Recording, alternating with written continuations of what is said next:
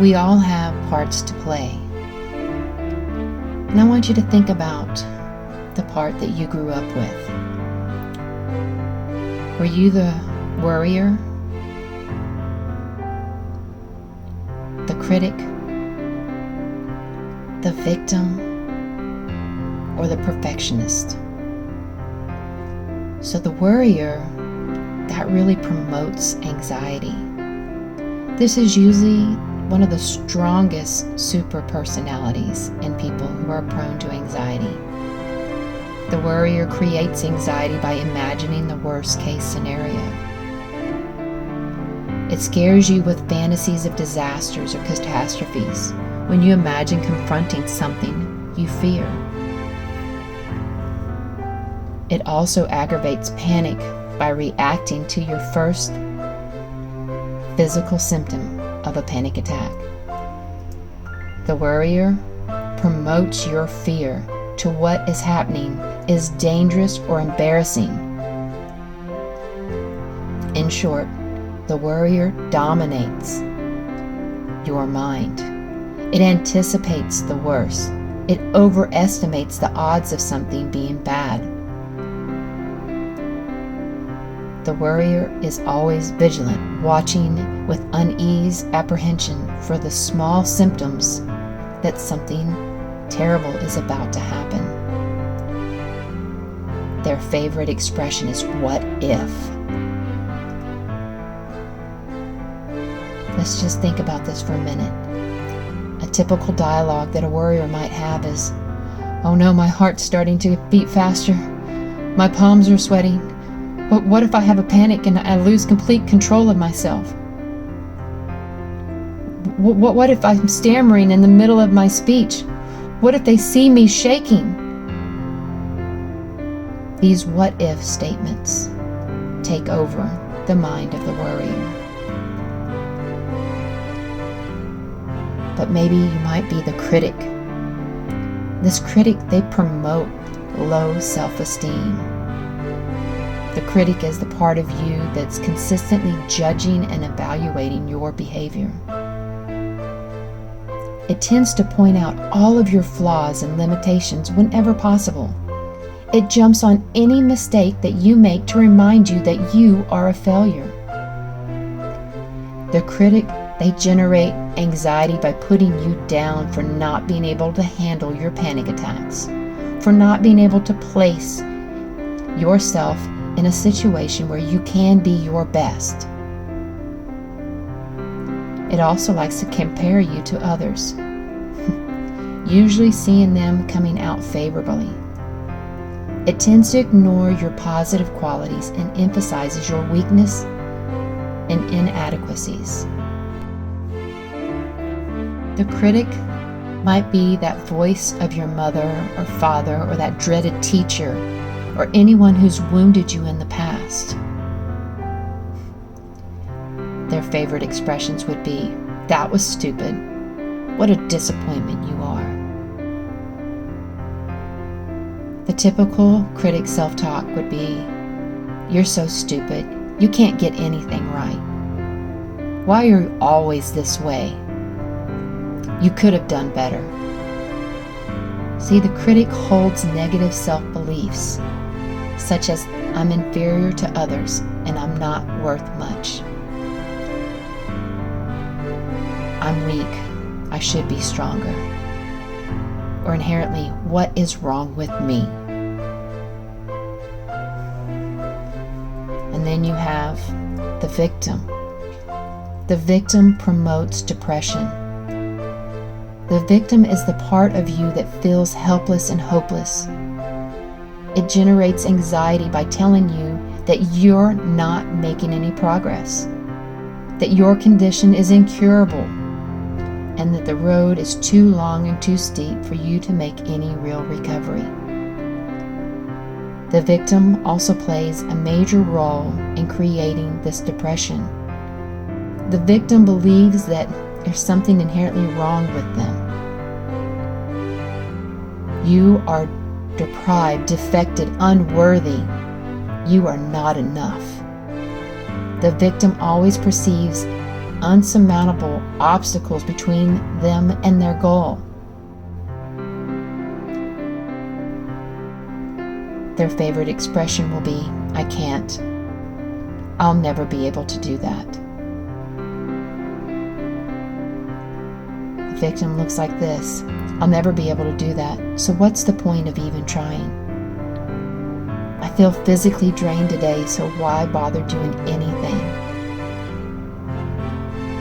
Maybe I could have done that 10 years ago, but now it's too late."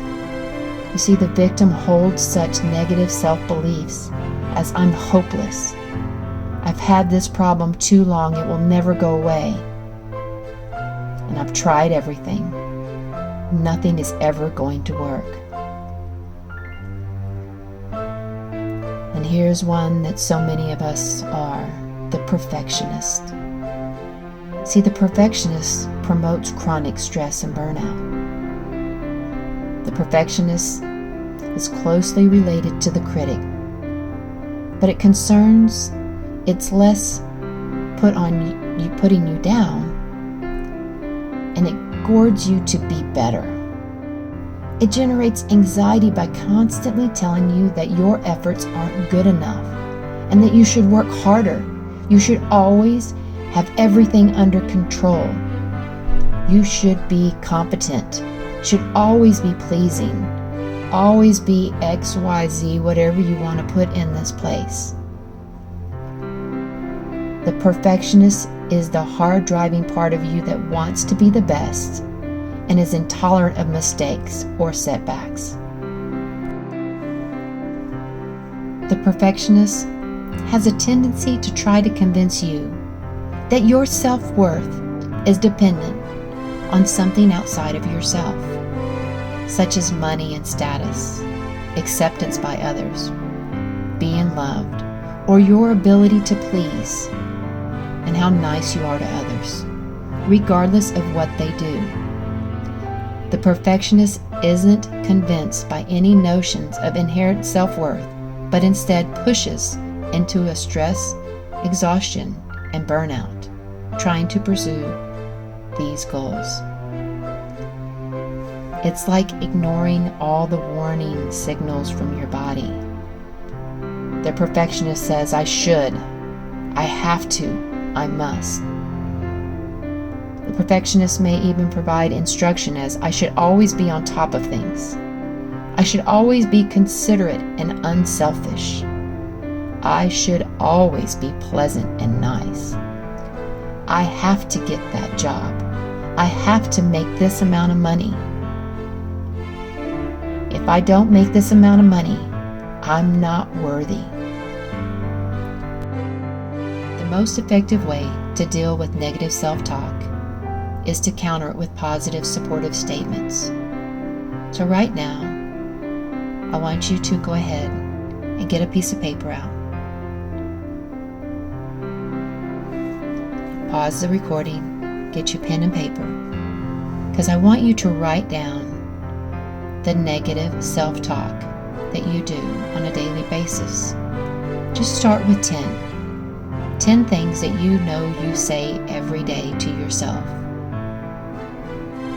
Now I want you to write positive statements that directly refute or invalidate your negative self-talk. Doing this will take some practice.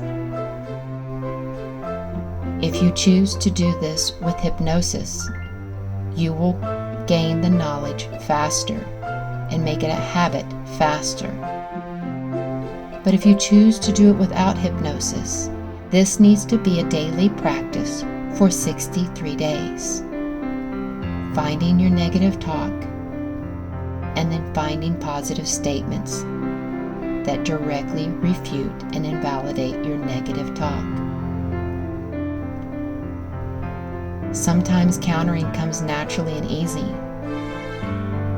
You're ready and willing to substitute positive, reasonable statements of truth for the ones that have been causing you anxiety and distress. You're more than ready to relinquish these negative mental habits that aren't serving you anymore. Now, if you have some negative self-talk that's just not that easy to switch over, find a positive statement to say, I want you to ask yourself these questions for those beliefs. What is the evidence for this? Is this always true? Has this been true in the past? And what are the odds of this really happening or truly being real? Are you looking at the whole picture? And what is the very worst possible thing that could happen?